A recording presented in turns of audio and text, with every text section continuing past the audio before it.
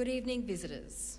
Welcome to the Australian War Memorial's Last Post ceremony. My name is Yana Johnson, and joining us today from the Royal Australian Navy is Warrant Officer Sheree Thayers. We warmly welcome the family of Lance Corporal Eric de Salis, whose story will be told shortly. We would also like to welcome those who have joined us today to commemorate Reserve Forces Day, which recognises the service and achievements of the Reserve Forces of the Australian Defence Force. We welcome members of the ACT Reserve Forces Day Council. And we are honoured to acknowledge both former and current serving members of our Reserve Forces, and thank you for your service. We welcome the veterans who have served, those that are still serving, and the families that support them. We acknowledge the members of RSL and Services Clubs Association, RSL Victoria and RSL Queensland who are watching the broadcast of this ceremony across Australia. During the ceremony, wreaths will be laid at the base of the pool of reflection by family, visitors and students on behalf of the following schools: Wanneroo Secondary College and Goldfields Baptist College, Kalgoorlie, both from Western Australia.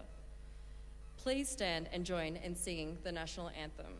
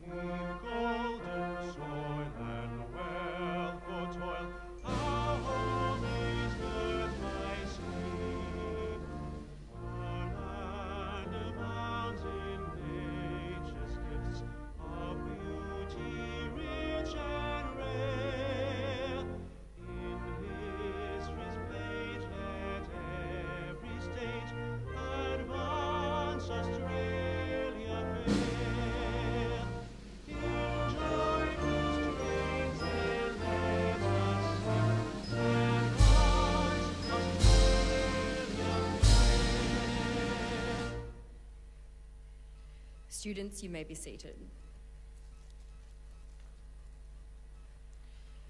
The Australian War Memorial was the vision of Charles Bean, Australia's First World War official historian. Bean landed with the Australian troops on Gallipoli and stayed with them at the front through to the end of the war. The idea of this national memorial and museum came to him at Pozières, France, in the depths of the bloody fighting of 1916. Bean's idea was that this would be a place where families and friends could mourn loved ones buried in faraway places. It would also be a place that could help all Australians understand what these men and women have endured and what they had done for us. Bean's vision, to which we remain true, is best expressed as inscribed in the entrance to the memorial's galleries. Here is their spirit in the heart of the land they loved, and here we guard the record which they themselves made. Tonight, we'll read the story behind just one of those on the Roll of Honour, which lists the names of more than 102,000 men and women who have given their lives for us in war and operations for more than a century. But first we present a lament, Flowers of the Forest. Wreaths or floral tributes will now be laid at the base of the pool of reflection.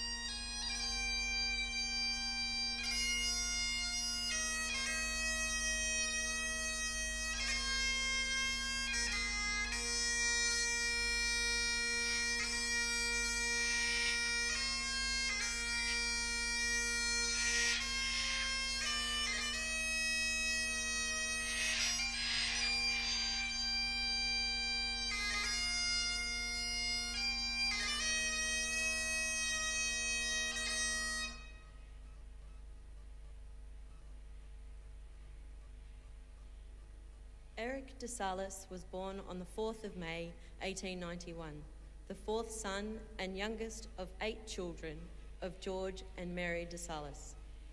The de Salis family were well known and well connected in the region, having senior magistrates and politicians among their ranks, and friends including the likes of Henry Parkes. Eric was the grandson of the Reverend P.J. Smith of St. John's in Canberra and the godson of the agronomist William Farrer. Though born at the family property at Cumbulong, Eric and his family lived for several years near Tharwa before moving to Mikalago. Eric attended the King's School in Sydney before going on to work on the family property, Soglio, as a grazier and wool classer. After enlisting in the Australian Imperial Force in August 1915, de Salis embarked for Egypt in December 1915 with reinforcements to the 6th Light Horse Regiment.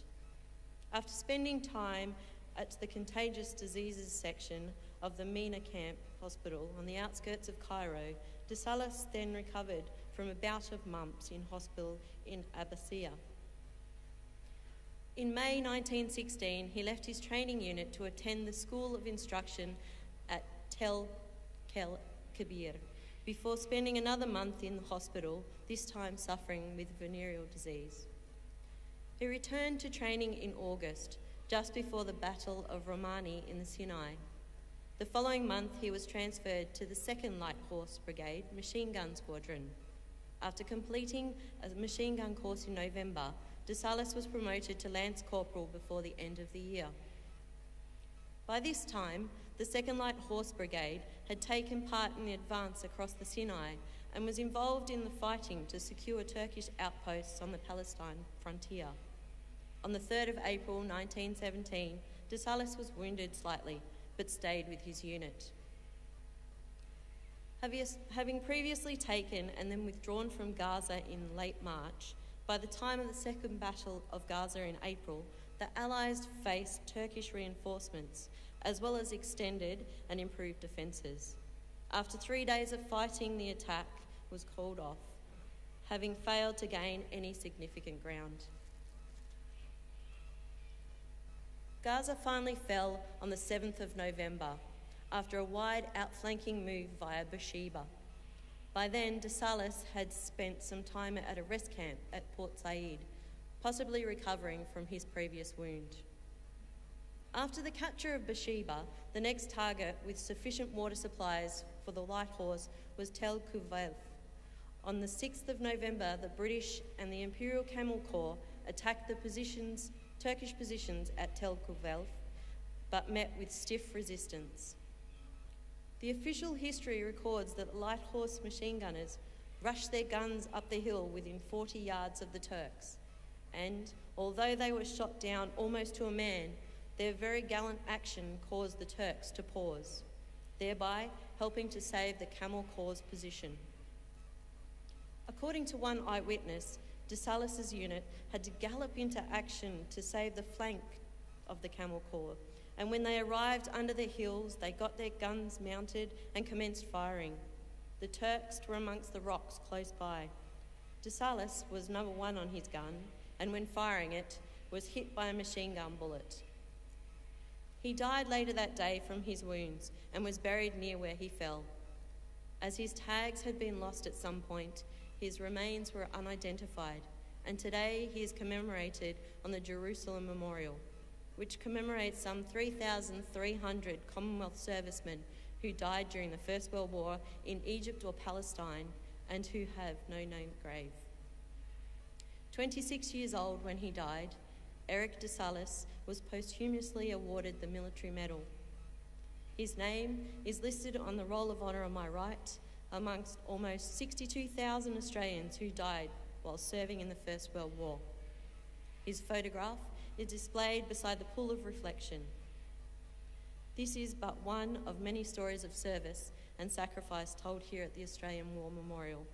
We now remember Lance Corporal Eric Fane de Salis, who gave his life for us, for our freedoms, and in the hope of a better world.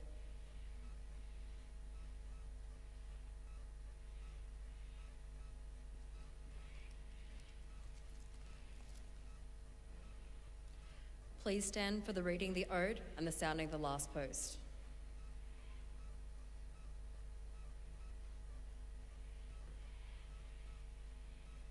They shall grow not old as we that are left grow old. Age shall not weary them, nor the years condemn. At the going down of the sun, and in the morning, we will remember them. We will remember them.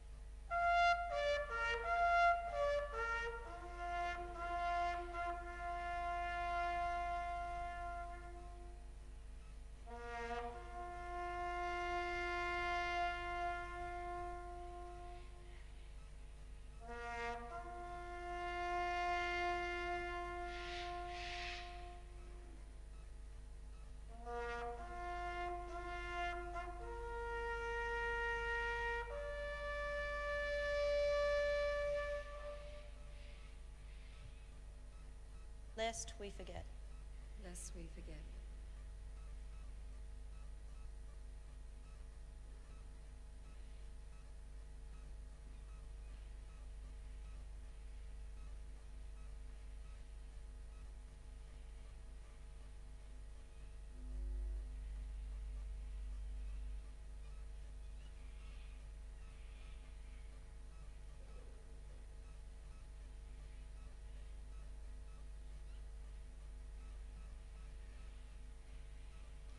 We leave you this evening with the words of the memorial's founder, Charles Bean. Many a man lying out there at Poziere or in the low scrub at Gallipoli, with his poor, tired senses barely working through the fever of his brain, has thought in his last moments, well, it's over. But in Australia, they will be proud of this.